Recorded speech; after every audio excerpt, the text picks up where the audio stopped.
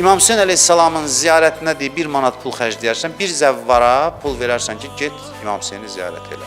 Qabaq çox belə adamlar, indi bilmirəm. Özü də gedirdi, yanına nə qədər adam aparırdı. Ya özü gedənmirdi, deyirdi, mən falan qədər adam göndərirəm. Deyir ki, 10.000 bərabər sənə ruzu gələcək. O bəzən belə olur belə. Ziyarətdən gəlirsən, birdən-birə verir sənə. Adamlar var, deyir, bax, getdim, bu qədər xərclədim, qaydan kimi oldu. Bəzən də elə olmur. Hesabı oturulur, mənəvi hesabı. Neçə il ərzində 10.000 bərabərini verir sənə, sən bilmirsən amma. Sən düşün, mən falan yerdə falan işi qurdun, qazandın, qaydanı bilmirsən. O həmin o ziyarətə adam göndərmişdini ondan hesaba köçürdüblər. Qaydaydı o, qaydadır. Neçə ilə verəcək ola biz?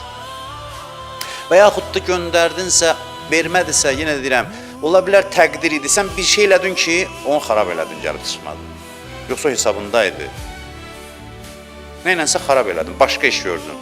Və yaxud da hələ saxlayıb dondurub ki, sən başqa bir şeylərlə imtihan olunasan, uzaq çıxasan, sonra o hazırdır. Onu birdən versin. Allahdır da işləri belədir və bu işlər həyat qaydaları ilə tənzimlənir.